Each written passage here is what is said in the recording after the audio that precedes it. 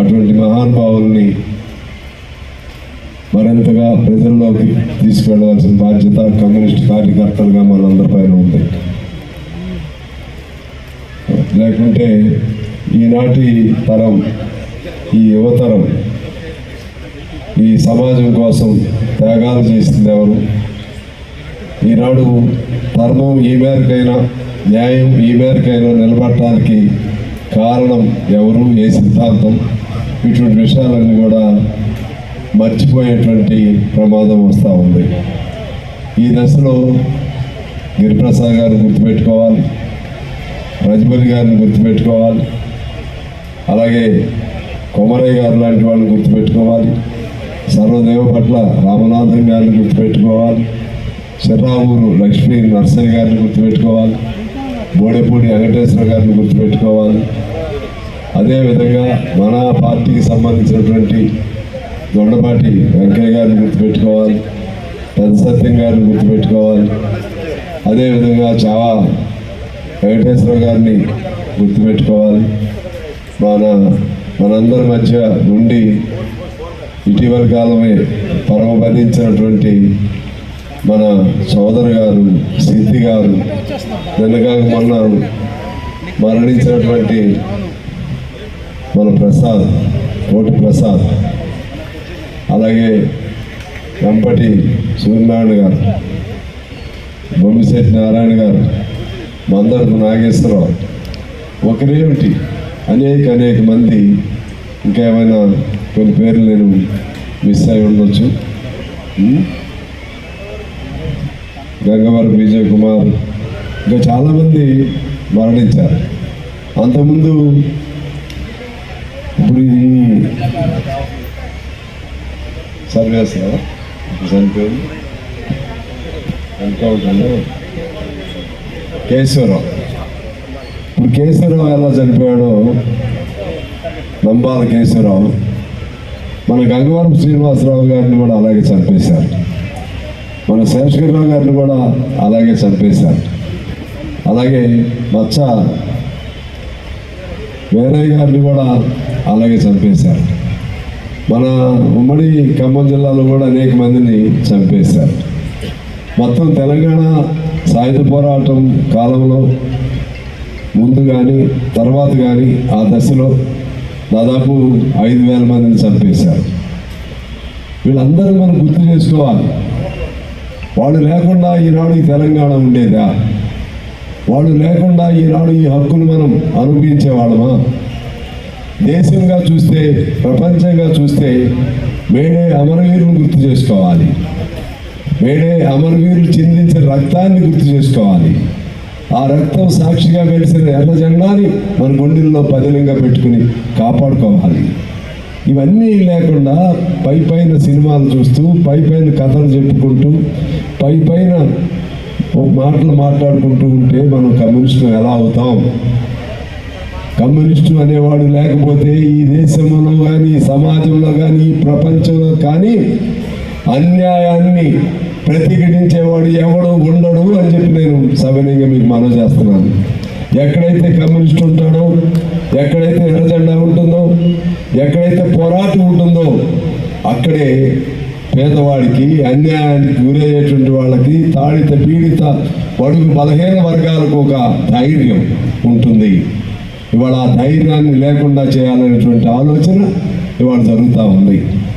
గిరిప్రసాద్ గారు లాంటి వాళ్ళు ఆనాడు 19 ఏళ్ళు 20 ఏళ్ళ వయసులో అడవుల్లోకి చదువుకి అమెరికా పంపిస్తే మధ్యలోనే అడవుల్లో గడవలసినటువంటి గత్యంతరం ఆయనకి ఎందుకు వచ్చింది అంటే, ఆయనకి తన పట్ల కంటే సమాజం పట్ల, అదేవిధంగా సమాజంలో జరుగుతున్నటువంటి దోపిడీ పట్ల, సమాజం పట్ల ప్రేమ, దోపిడీ పట్ల వ్యతిరేకత ఆయన్ని అడవిలోకి నడిపించడం జరిగింది.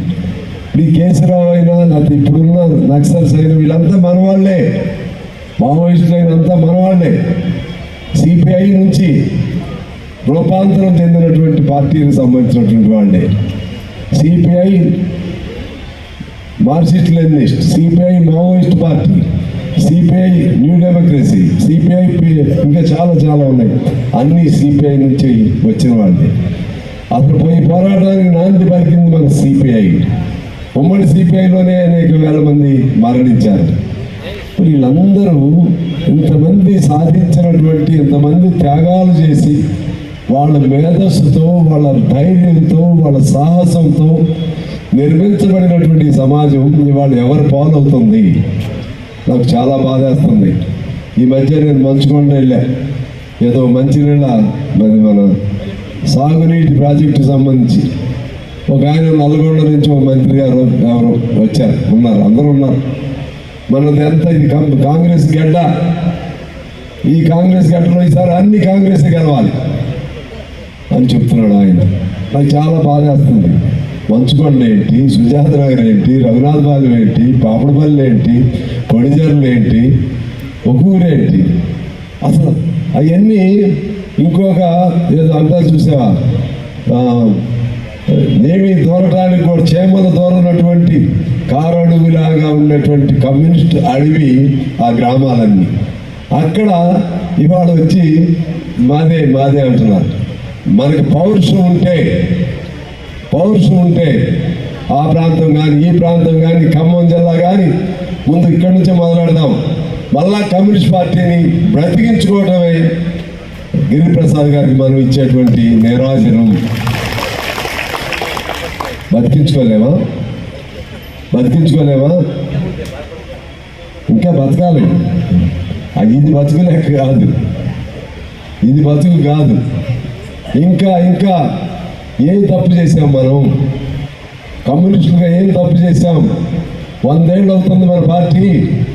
100 ఏళ్లలో ఎన్ని దెబ్బలు తిన్నా, ఎన్ని వేల మంది చంపివేయబడ్డా, ఎన్ని వేల మంది కారాగార శిక్ష అనుభవించిన, ఎన్ని వేల మంది లాఠీ దెబ్బలు తిన్నా, ఇంకెన్ని త్యాగాలు చేసినా, కింద పడ్డా సరే సముద్రం కెరటం కింద పడి ఎంత స్పీడ్గా కింద పడితే అంత పైకి ఎలా ఎగిసిపడుతుందో కెరటం లాగా ఎగిసిపడింది మన ఎర్ర జెండా ఈ 100 ఏళ్ల కాలంలో.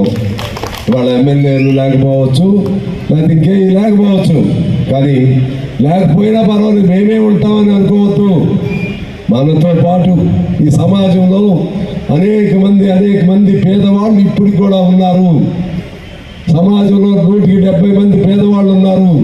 వాళ్ళ కష్టాలేంటో తెలుసుకోవాలి. మనం వాళ్ళలోకి మనం వెళ్ళాలి, వాళ్ళ సమస్యల్లోకి మనం వెళ్ళాలి.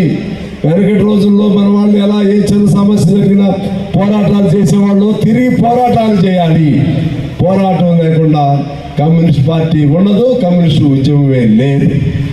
పోరాటం చేయడానికి మనకి ఏమి అంశాలు లేవా? అన్ని అంశాలు ఉన్నాయి. మొహమాటం ఏమొద్దు. కాంగ్రెస్ అధికారంలో ఉండొచ్చు, ఎన్నికల నాడు కలిసి చేయవచ్చు, అది రేపు అంతకుముందు ఇంకో దానిలో ఉండొచ్చు.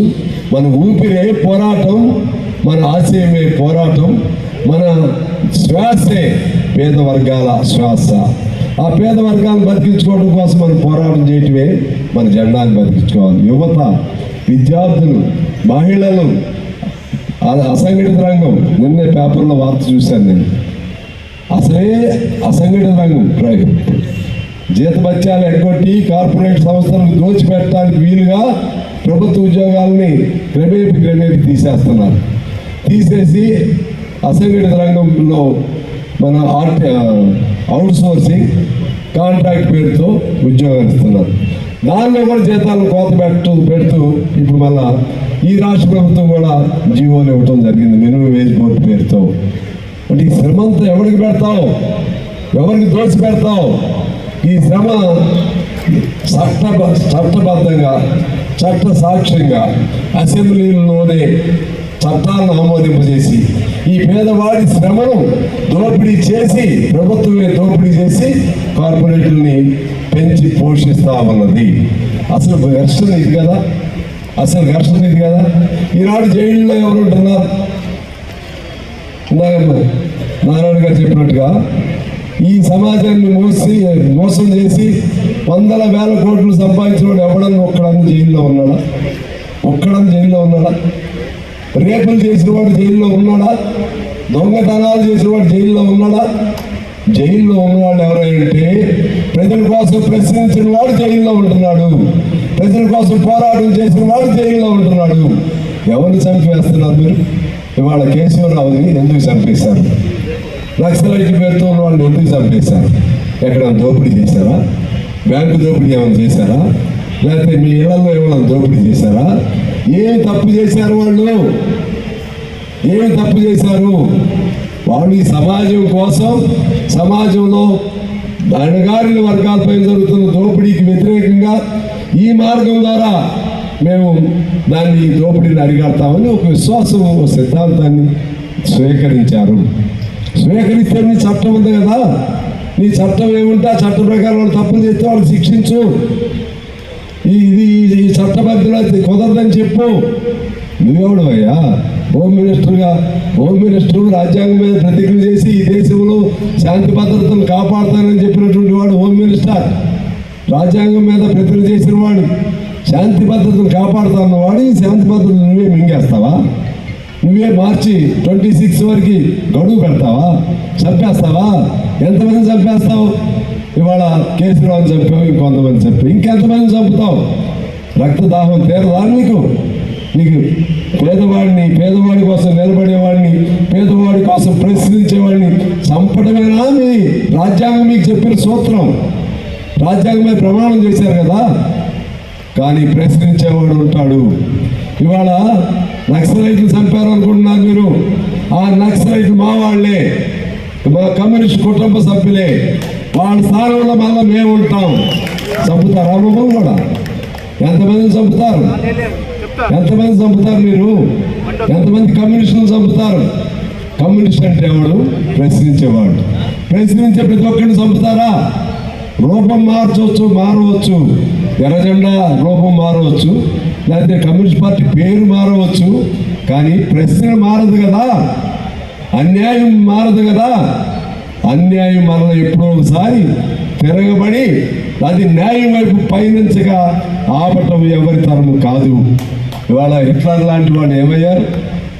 ఎగిరిగిరి పడ్డారు కదా. హిట్లర్ లాంటి వాళ్ళు చివరికి ఏమయ్యారు? మట్టిలో కలిసి దాక్కుని ఎక్కడో దాక్కుని కుక్క చావు తెచ్చాడు హిట్లర్. ముసోల్ని ఏమయ్యాడు? ఇంకా అనేక మంది ఏమయ్యారు? మన నిజాం నవాబు ఈయన దర్జాగా వెళ్ళిపోయాడు. ఏమయ్యారు వీళ్ళందరూ? కమ్యూనిస్టులు అణిచివేశామని వికటాటహాసం చేశారు కదా. వికటాటహాసం చేసిన వాళ్ళు ఏమయ్యారు? ఆ నిమిషం అణిచివేశారు. ఆ నిమిషం కమ్యూనిస్టులు చంపారు. ఒకళ్ళనా ఇద్దరునా? సోవియట్ యూనియన్లో కోట్ల మంది కమ్యూనిస్టులు చచ్చిపోయారు. కానీ మళ్ళీ కమ్యూనిజం బతికింది. అంత ఎందుకు బతికిందంటే ప్రశ్న నుంచి కమ్యూనిజం పుట్టింది. అన్యాయం నుంచి కమ్యూనిజం, అన్యాయానికి వ్యతిరేకంగా కమ్యూనిజం పుట్టింది. కాబట్టి దీన్ని చంపటం ఎవరి తరం కూడా కాదు అని చెప్పి నేను మనవి చేస్తున్నాను. మన కర్తవ్యం. మన గిరి గారు మన జిల్లా నుంచే ఆయన గొప్ప నాయకుడు అయ్యాడు. దురదృష్టం ఆయన కంటే, ఆయన ఆరోగ్యం కంటే, ఆయన కుటుంబం కంటే పార్టీనే సర్వస్వం అనుకున్నాడు ఆయన. ఆ క్రమంలో నిర్లక్ష్యం జరిగింది, చనిపోయాడు. ఇవాళ ఆయన ఆశయాలను బతికించుకోవాల్సిన అవసరం మనం ఉంది.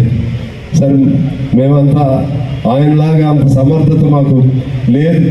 కానీ ఆయన కూర్చున్న కుర్చీలో నారాయణ గారు కూర్చున్నారు.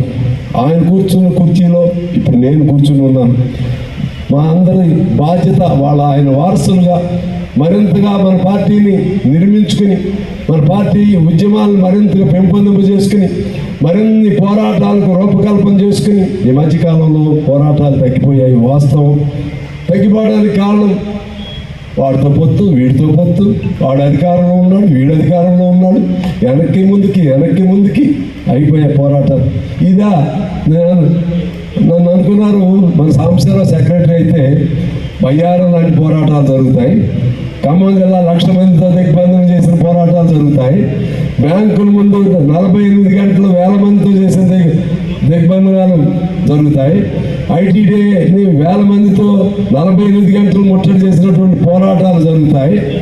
ఇంకా అనేక కాల్పులు జరిగినాయి, అనేక పోరాటాలు జరిగినాయి. అలా జరుగుతాయి అని అనుకున్నారు. నేను కూడా అనుకున్నా నేను స్టేట్ సెక్రటరీ అయితే ఇవన్నీ చేయాలని.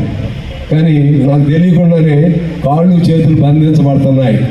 దాన్ని ఎక్కడో చోట బ్రేక్ చేద్దాం, బ్రేక్ చేసుకుని మరలా పోరాటాల వైపు ప్రారంభించుకుందాం. గిరిప్రసాద్ గారి వర్ధన సందర్భంగా ప్రతినిపోదాం.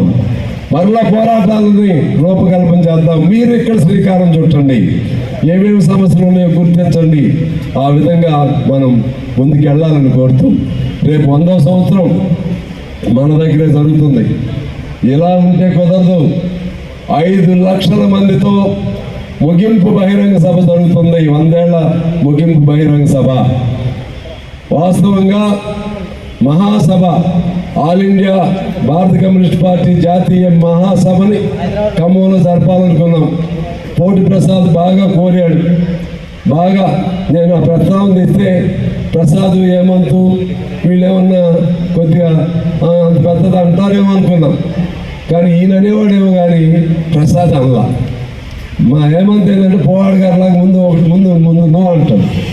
నేను పోవాడు గారికి కూడా అదే అలవాటు. నేను పెద్ద ప్రోగ్రాం చెప్తే నో ఎట్లా సాధ్యమైంది అనేవాడు. ప్రసాద్ కూడా అదే అలవాటే. కానీ ఈసారి అనలా. చేద్దాం, మనం రుజువు చేసుకుందాం అన్నాడు. ప్రసాద్ చనిపోవడంతో అది వాయిదా వేసుకున్నాం. అది వేరే చోటుకి వెళ్ళింది. అది వేరే చోటుకి వెళ్ళి మనం ముగింపు సభ మన దగ్గరే పెట్టుకుంటున్నాం. 5 లక్షల మందితో ముగింపు సభ జరగాలి. 5 లక్షల మందితో. టీఆర్ఎస్ బీఆర్ఎస్లు అన్నారు కదా, వాళ్ళ జనం మన జనం ఏంటో చూపెట్టాలి. వాళ్ళకి ఓట్లు ఉండొచ్చేమో కానీ జనం కమ్యూనిస్ట్ పార్టీగా మనకే ఉన్నారని రుజువు చేసుకోవాలి. కదిలితే ఇంట్లో ప్రతి ఒక్కరు కదిలే శక్తి మనకు మాత్రమే ఉంటుంది. కార్యకర్తలు పౌరుషం వస్తే అందరూ రోడ్ల మీదకి వచ్చేటువంటి ఆ ధైర్యం, ఆ శక్తి, ఆ ఓర్పు, ఆ త్యాగం మనకు మాత్రమే ఉంటుంది అని రుజువు చేసుకోవాల్సిన అవసరం ఉంది. అందుకనే మనం ఇప్పుడు ఈ గడ్డ మీద 28 మన 29వ గిరి గారి వర్ధంతి సందర్భంగా 5 లక్షల మందితో ఖమ్మాన్ని అంతా ఎర్ర సముద్రం చేస్తామని చెప్పి నేను తెలియజేస్తా ఉన్నాను. మీరందరూ కృషి చేయాలి. అంటే మనమే కాదు, మొత్తం దేశవ్యాప్తంగా కూడా వస్తారు, రైళ్లు వేసుకుని వస్తారు.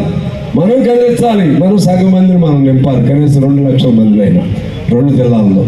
ఆ విధంగా మనం సంసిద్ధంగా ఉండాలి. ఈ మధ్యకాలంలో బీజేపీ పేరుతో, తిరంగా పేరుతో, తిరంగా అంటే వాళ్ళు ఒక్కళ్ళదే. ఎవరయ్యా అంటే తిరంగా పెట్టిన వాళ్ళు 2000 సంవత్సరం వరకు 3 రంగుల జెండా ఎత్తని వాళ్ళు ఇవాళ కొత్త ప్రేమ పుట్టుకొచ్చింది. ఏ సంవత్సరం వరకు ఎత్తలేదు వాళ్ళు? 2002 వరకు బీజేపీ వాళ్ళు కానీ ఆర్ఎస్ఎస్ వాళ్ళు కానీ 3 రంగుల జెండా ఎత్తలేదు. మీకు తెలుసో తెలియదో, ఎత్తలా, ఒప్పుకోదు వాళ్ళ సిద్ధాంతం. మనకు అది అవసరం లేదు. బ్రిటిష్ వాడు ఉన్నప్పుడు బ్రిటిష్ వాడు ఉండాలని అన్నారు. నిజామాబాద్ ఉన్నప్పుడు వాళ్ళు ఉండాలన్నారు. వాళ్ళు ఉంటే మన హిందూయిజం పెరిగిద్ది అన్నారు. వాళ్ళకి ఇప్పుడు తిరంగా అంటూ గొప్ప ప్రేమ పుట్టుకొచ్చింది. మంచి చెయ్యి, తప్పు లేదు. చేస్తే ఎవరో కనపడితే ఎవరో ఒక అతను ఏదో అర్జెంటుగా వెళ్ళాలన్నాడు. కొట్టేస్తారా? ఇది ఖమ్మం జిల్లా. ఈ ఖమ్మం జిల్లాలో దీని ప్రభావం తెలంగాణ మొత్తం ఉంటుంది. ఇక్కడ మతం పేరుతో, కులం పేరుతో ఎవడైనా సరే అరాచకం చేయాలనుకుంటే వాళ్ళ పప్పులు ఉడకవు, అవి సాగవు. ఆ చరిత్ర ఇది కాదు. ఈ చరిత్ర ఎప్పుడు ప్రగతిశీలం వైపే మరి కమ్యూనిస్ట్ చరిత్ర కానీ ఈ జిల్లాల చరిత్ర ఉంటుంది. అదేవిధంగా ఇవాళ వాళ్ళు అర్థం చేసుకోవాలి. బీజేపీ పేరుతో ఇందాక నారాయణ గారు చెప్పారు, మళ్ళీ నేను ఎక్కువ చెప్పను. మావోయిస్టులని బండి సంజీవ్ కూడా చెప్తున్నాడు, తుడిచేస్తా. బండి అంటారే, నువ్వు ఇంత నీ గుండు, నువ్వు బండి, నువ్వు తుడిచేస్తావు. కమ్యూనిస్టు నువ్వు తుడిచేస్తావు. రేపు నీ పదవి పని కుక్కరు కొట్టినట్టు కొడతాను నిన్ను. గుర్తుపెట్టుకో. నువ్వు బండి అయినా లేకపోతే ఎత్తు అయినా, కుక్క అయినా, నక్క అయినా సరే, మీరు ఎవరైనా సరే పదవిలో ఉండి వాగటం కాదు. పదవి లేకుండా రండి బజార్లోకి. అదేదో చుట్టూ పోలీసులు పెట్టుకుని అధికారాన్ని అడ్డం పెట్టుకుని వాడి సంగతి చూస్తాం, వీటి సంగతి చూస్తాం. ఏం చేస్తావయ్యా నువ్వు? తుడిచేస్తావా కమ్యూనిస్టుల్ని? మార్చేరేప్పుడు నేను అడుగుతున్నా, నిజంగా మీకు దేశం మీద ప్రేమ ఉందా? దేశం మీద ప్రేమ ఉంటే ఈ దేశంలో ఉన్నటువంటి కమ్యూనిస్టులు, మావోయిస్టులు ఈ దేశ పౌరులు కాదా, అవునా? ముందే తేల్చండి. ఈ దేశ పౌరులు అయితే వాళ్ళ బాధలు ఏమైనా ఉంటే కూర్చోండి, మాట్లాడండి. మాట్లాడాల్సిన బాధ్యత ఉందా లేదా?